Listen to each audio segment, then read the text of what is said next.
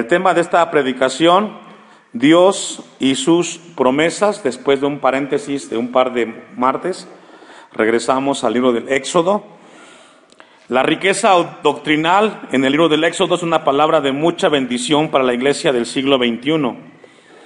En este pasaje del capítulo 6 encontramos en los primeros versículos del 1 al 5 cómo Dios animó a Moisés después de vivir ese momento desagradable cuando el pueblo lo hizo responsable de la opresión que estaba imponiendo en ese momento el faraón. Y encontramos entonces que Moisés hace una obra portentosa al liderar a más de 2 millones de personas y siendo el guía por un desierto bastante complicado por 40 años.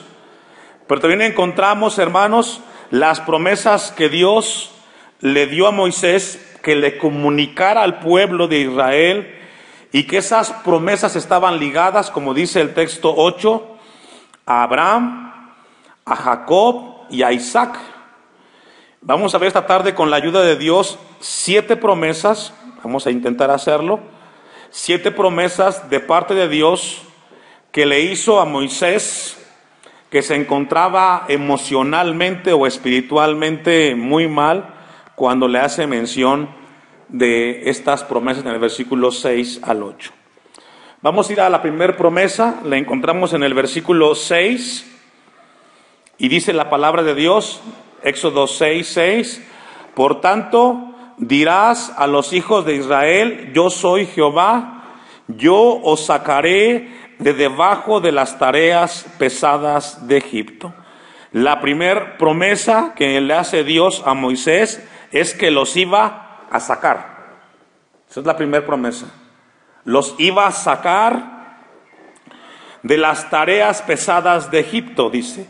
La palabra sacar, o el verbo sacar, significa un movimiento rápido, súbito, de una posición anterior a una nueva.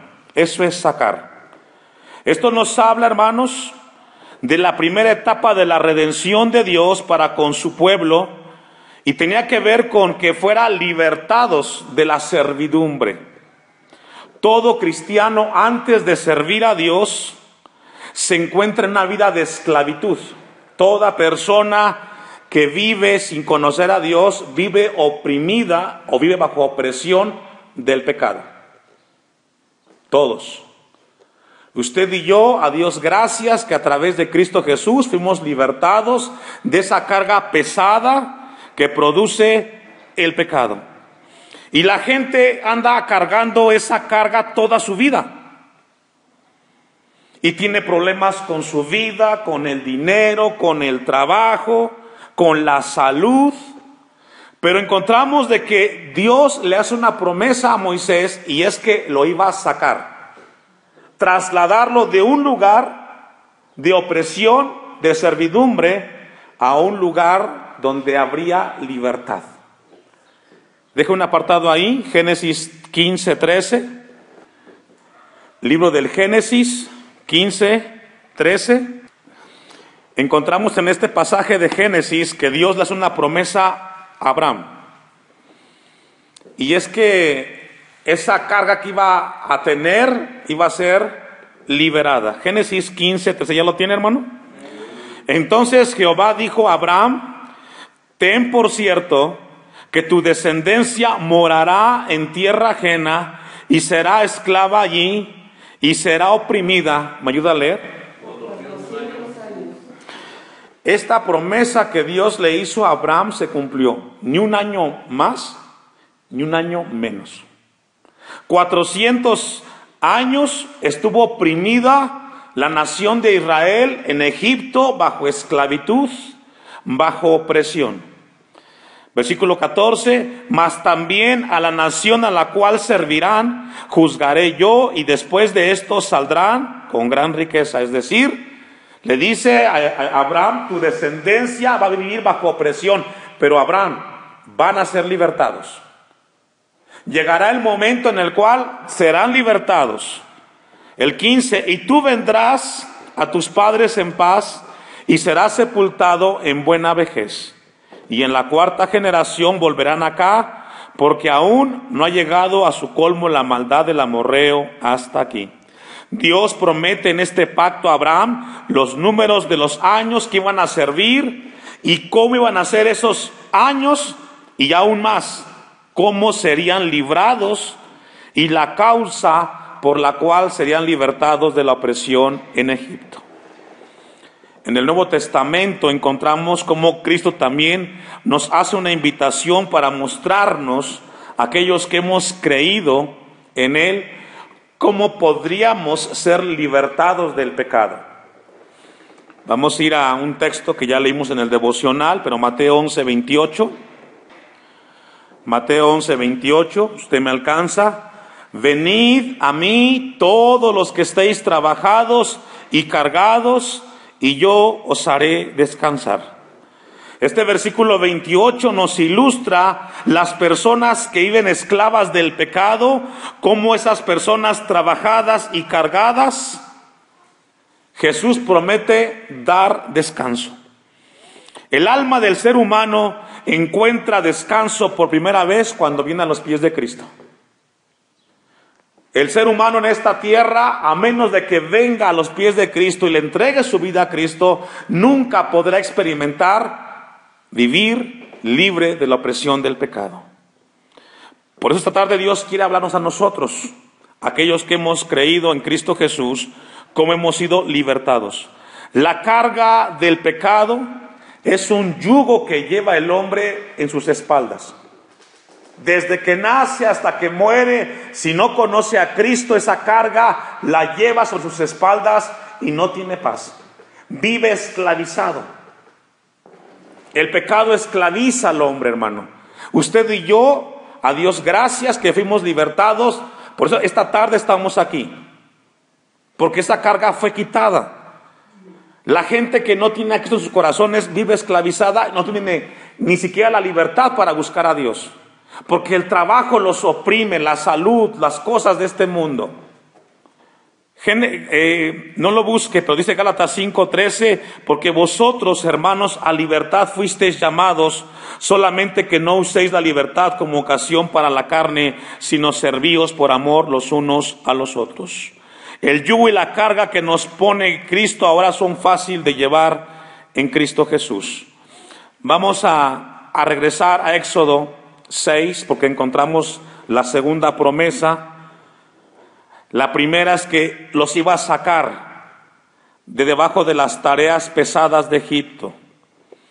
La segunda promesa que encontramos ahí en Génesis 6:6, la segunda parte dice: y os libraré de su servidumbre. Esa es la segunda promesa. Dios primero iba a sacarlos de las tareas pesadas. Número 2, ahora iban a ser libres de la servidumbre. Y aquí Dios quiere que tengamos nosotros esto en nuestras mentes, hermanos. No seremos libres a menos de que seamos perdonados y redimidos en Cristo Jesús. Romanos 3:23 dice: por cuanto todos pecaron y están destituidos de la gloria de Dios. Vamos a ir a Hebreos capítulo 2, versículo 14. Hebreos capítulo 2, versículo 14. La segunda promesa es de que Dios los iba a librar de servidumbre. Y la única manera para que fueran libres de la servidumbre, los judíos, tenía que llegar por medio de la redención. En el tiempo del Antiguo Testamento, también en el tiempo de Cristo, un esclavo se debía a su señor y no podía ser libertado a menos de que alguien viniera y pagara la deuda. Dice Hebreos 2:14, ¿lo tiene, hermanos? Así que por cuanto los hijos participaron de carne y sangre, Él también participó de lo mismo, para destruir por medio de la muerte al que tenía el imperio de la muerte, esto es, al diablo. 15. Y librar a todos los que por el temor de la muerte estaban durante toda la vida. ¿Me ayuda a leer, hermanos? El propósito de la redención de Cristo era destruir a través de la muerte en la cruz del Calvario y resucitar el imperio de la muerte, hermanos. No es hasta que viene Cristo a esta tierra y va a la cruz y lleva sus pecados y los míos en esa cruz colgado, y al tercer día que resucitó, que fue vencida la muerte. Este es un tema sumamente importante. Hasta que no vino Cristo, la muerte era un tema recurrente en la vida del ser humano. Y solamente Dios, a través de su Hijo Jesucristo, pudo darle un alto a este tema de la muerte. Déjeme explicárselo un poco más. Y vamos a ir al Génesis capítulo 3, versículo 8. Génesis 3, 8. La Biblia dice que Satanás, antes de que nos convirtiéramos, él tenía el poder de la muerte, según Hebreos 2:15. Satanás usaba la muerte, el mundo de lo desconocido, para manipular a las personas y convertirlas en esclavos y sirvientes. Encontramos en Génesis 3:8 este momento, cómo es que las personas, los seres humanos, a partir de este evento, comienzan constantemente a experimentar miedos y temores. Y esto Satanás lo ha usado siempre para inquietar a las personas y aún más a los cristianos. Dice Génesis 3:8, y oyeron la voz de Jehová Dios, que se paseaba en el huerto al aire del día, y el hombre y su mujer se escondieron de la presencia de Jehová Dios entre los árboles del huerto. Y encontramos que en la creación, cuando Adán peca, lo primero que entra en Adán es el temor. El temor. Versículos 9. Mas Jehová Dios llamó al hombre y le dijo: ¿dónde estás tú? Y él respondiendo: oí tu voz en el huerto y tuve, ¿qué, hermanos? Miedo. Y a partir de este momento, el hombre comienza a experimentar miedos. Y el miedo es lo contrario a la fe, a creer en las cosas de Dios. Y es el miedo, hermanos, el cual usa Satanás para desviar en la mente del cristiano su confianza en Dios. Si tú tienes temor de que vas a morir, eso te inquieta en tu vida. La gente tiene temor cuando se queda sin trabajo. Tiene miedo cuando sabe que va a perder a su esposo o a su esposa, y los miedos invaden el corazón del hombre.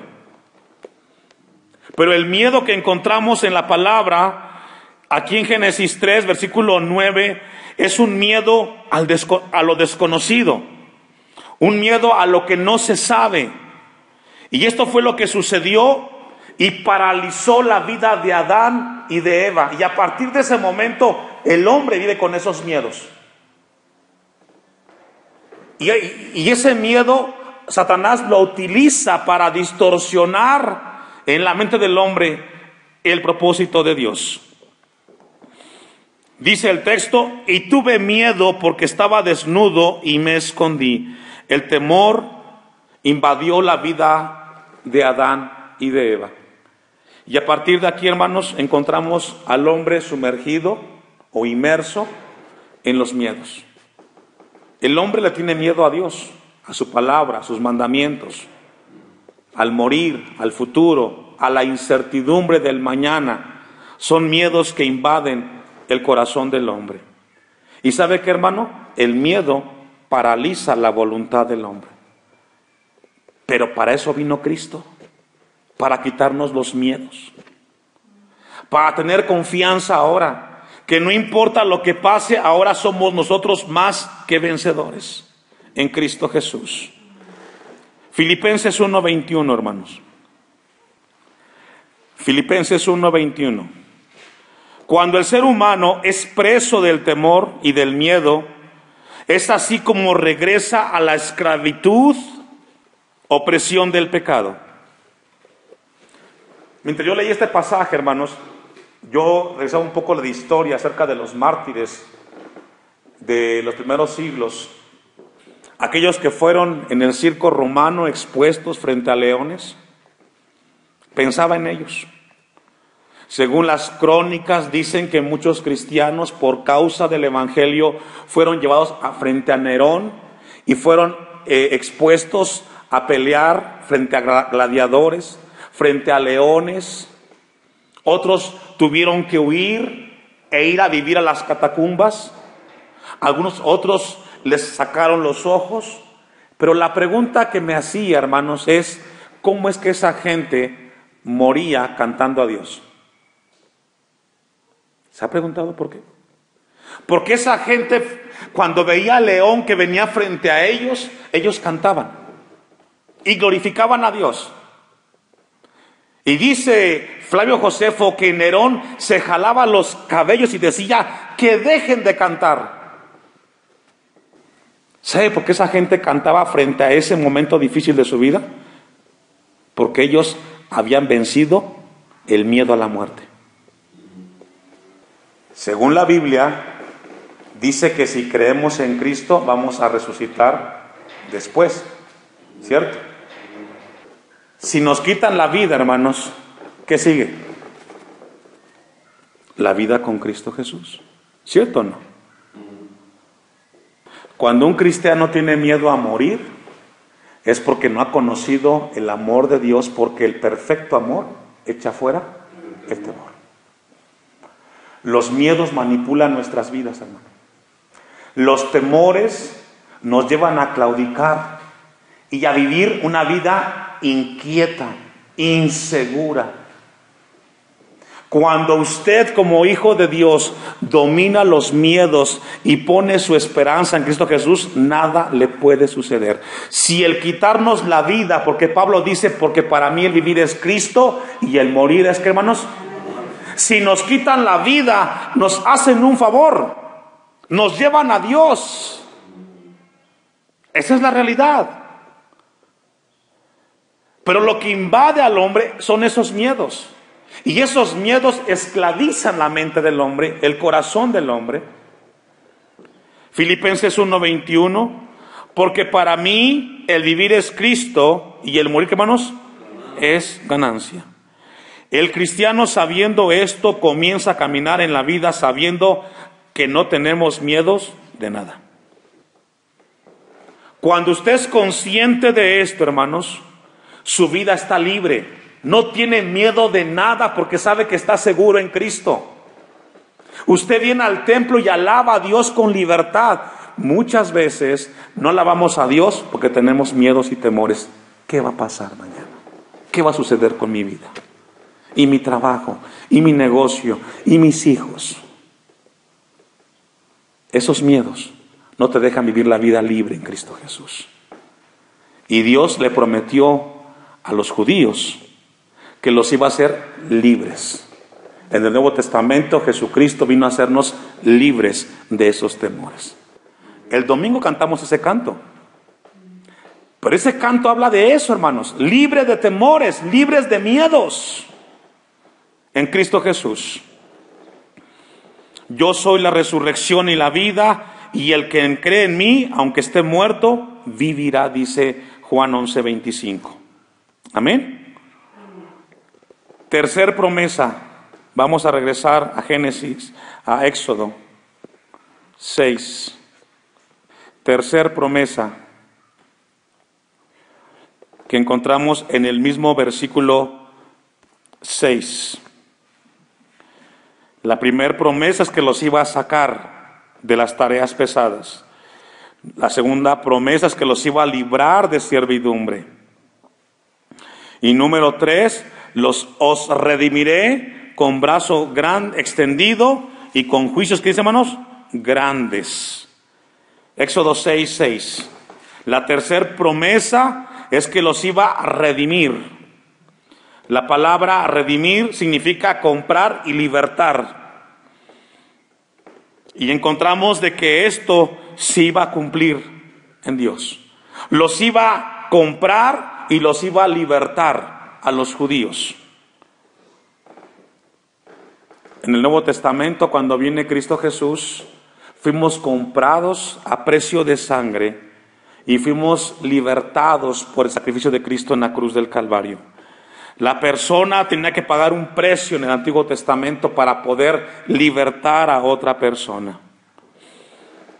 La cuarta promesa que encontramos en el versículo 7 de Éxodo 6, cuarta promesa es: os tomaré por mi pueblo, dice el texto 7. Y os tomaré, ¿qué dice, hermanos? Por pueblo.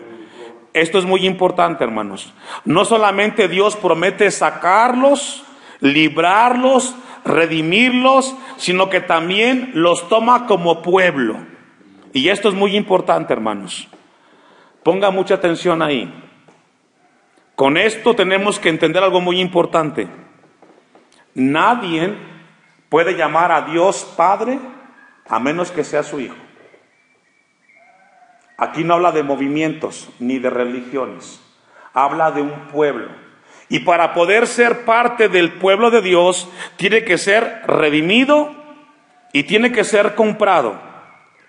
No son el pueblo de Dios ninguna denominación, ninguna organización. Son pueblo de Dios aquellos que fueron redimidos y comprados.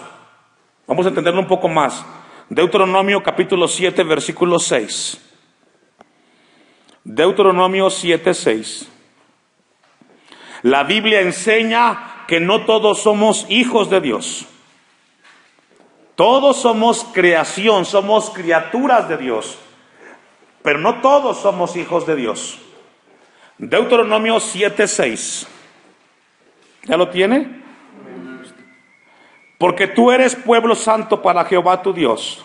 Jehová tu Dios te ha escogido para hacerle un pueblo especial, más que todos los pueblos que están sobre la tierra. Los judíos no podían enorgullecerse con esto que estaba Dios haciendo con ellos. Tú no eres hijo de Dios porque lo merezcas, tú eres hijo de Dios por la misericordia de Dios. Es lo que dice el texto 6. 7. No por ser vosotros más que todos los pueblos os ha querido Jehová y os ha escogido, pues vosotros erais el más insignificante de todos los pueblos. Y esto es muy importante, hermano. Mucha gente dice que son hijos de Dios. No. Los hijos de Dios, según este pasaje que hemos leído en Deuteronomio, son aquellos que han sido escogidos por Dios. Vamos a ir a entenderlo un poco más a Juan 1:12. Evangelio de Juan, capítulo 1, versículo 2. Juan 1:12. Antes que lo leamos, pueblo de Dios son aquellos que han creído y han recibido a Cristo como su Salvador. Esto es muy importante, hermanos. Pueblo de Dios son aquellos que han creído y han recibido como su Salvador a Cristo Jesús. No es bajo una denominación, bajo una organización, no es tu esposa, no es tu esposo, no es tu mamá, no es tu hijo. Es aquel que ha recibido a Cristo y ha creído como su Salvador. Dice Juan capítulo 1, versículo 12, mas a todos los que le recibieron, ¿me ayuda a leer? A los que creen en su nombre, les dio la potestad. Ser hijos de Dios son los que creen en Dios como Padre y en Cristo como su Redentor. Esto es muy importante, hermanos, porque si Dios es nuestro Padre, Él nos da privilegios y promesas. La gente que no es cristiana no puede apropiarse de las promesas que los hijos tenemos de nuestro Padre Celestial. Usted, si le ha entregado su vida a Cristo, si usted le ha entregado su corazón y ya ha creído y lo ha recibido, usted es pueblo de Dios. Si no, no lo es. No es tu familia. Somos aquellos que hemos creído y que Dios nos dio la potestad de ser hechos hijos de Dios. Vamos a ir avanzando, hermanos. Vamos a ver la quinta promesa. Primero dice que los tomará por pueblo, la cuarta. Y número 5, seré vuestro, ¿qué dice, hermanos? Dios. Éxodo 6:7. Y seré vuestro Dios. Ahora, muy importante, si tiene el texto frente a usted. ¿A quién le está hablando ahí, hermanos? Seré vuestro Dios. ¿A quién le está hablando?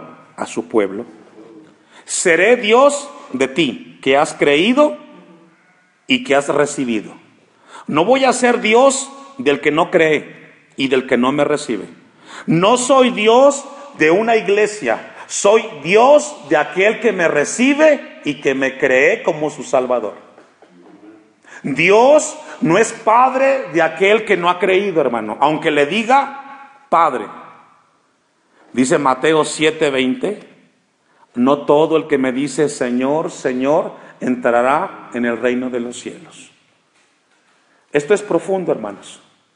Yo sé que usted desea que su familia sea salva, pero si no cree y no recibe, no será parte del pueblo de Dios. Oremos para que Dios quebrante sus corazones y participen de ser pueblo de Dios. Juan capítulo 9, versículo 31. Evangelio de Juan, capítulo 9, versículo 31. Dice Dios, seré vuestro Dios. Seré Dios de aquellos que han creído y han recibido a Cristo como su Salvador. Qué privilegio es ser parte del pueblo de Dios, hermanos. Es un privilegio muy grande. Dice Juan 9:31, ¿ya lo tiene? Y sabemos que Dios no oye a los pecadores, pero si alguno es temeroso de Dios, ¿ayuda a leer? Ese. El privilegio que recibió el pueblo de Israel en aquel entonces es de que Dios iba a ser su Dios y de ningún otro pueblo. Los amorreos tenían sus dioses, los egipcios tenían sus dioses, los fereceos tenían sus dioses, pero Israel tenía un solo Dios. El mundo donde vivimos hoy tienen muchos dioses, el dinero, el trabajo, las cosas materiales, pero los cristianos tenemos un Dios y tenemos un Redentor en Cristo Jesús. Es un privilegio muy grande, hermanos. Vamos a ir concluyendo esta primera parte, Juan capítulo 10, allá adelantito, versículo 14. Si tú eres parte del pueblo de Dios, no importa dónde te encuentres o cómo tú estés, tú buscas alimentarte de tu Dios. En cierta ocasión, escuchaba a una persona que en una campaña se convirtió y dijo, bueno, yo me convertí, le entregué mi vida a Cristo, pero me voy a ir para otro estado. ¿Cómo le hago? ¿Qué voy a hacer allá?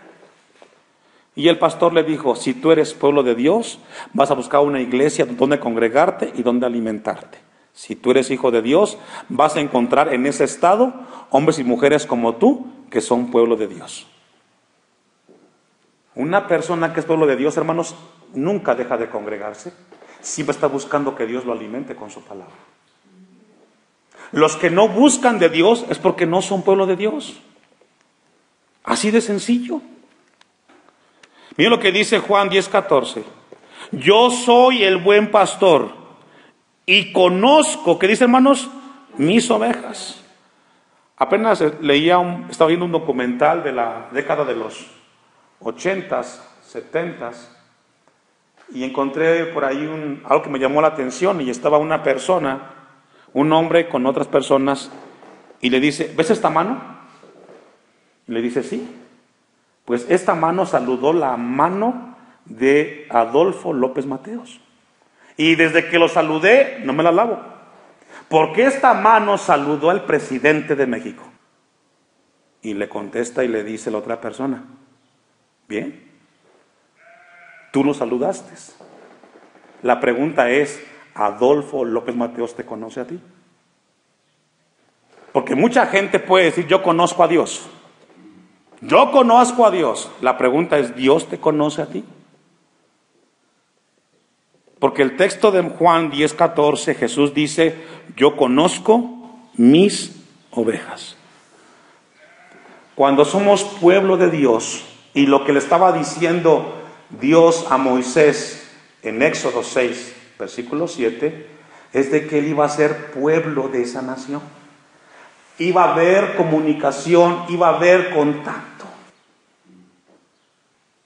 No todos los que vienen a la congregación son ovejas. No todos. Las ovejas, cuando Cristo habla, escuchan su voz y obedecen. Y es lo que dice Juan 10:14. Y las mías me conocen. Versículo 27, ahí mismo en Juan 10. Juan 10:27. Mis ovejas oyen mi voz, y yo, ¿qué hermanos? Las conozco y me siguen. Los que son parte del pueblo de Dios escuchan la voz de su Dios y siguen a su Dios. ¿Sabe, hermano, que con este pasaje que estamos leyendo es muy pequeño el grupo que son parte de los hijos de Dios? Porque mucha gente dice que cree en Dios y que Dios es su Padre, pero nunca le han entregado su vida a Cristo y tampoco creen en el mensaje del Evangelio. Si fuera cierto eso, entonces Dios les hablaría y ellos seguirían las palabras de Cristo Jesús. Mis ovejas oyen mi voz y yo las conozco, dice el texto, y me siguen. No todos los que asisten a una iglesia son ovejas. Ahí mismo en Juan, para concluir, 14:6, adelantito, Evangelio de Juan, capítulo 14, versículo 6. Yo soy, Jesús les dijo, yo soy el camino y la verdad y la vida. Y nadie viene al Padre, ¿qué dice, hermanos? Tú no podrás ser parte del pueblo de Dios a menos que vengas a través de Cristo Jesús. No somos ovejas a menos que le hayamos entregado nuestra vida a Cristo. No somos ovejas a menos que Él nos conozca y que hagamos su voluntad. Cuando Dios le promete a Moisés que los iba a sacar, a libertar, a redimir, que serían su pueblo y que serían su Dios, ellos tenían que entender que Él y nadie más sería su Dios sobre el pueblo. Esta tarde, hermanos, Dios nos trajo a su casa para recordarnos esto. Si usted es pueblo de Dios, usted va a buscar siempre que alimentarse de Dios, siempre.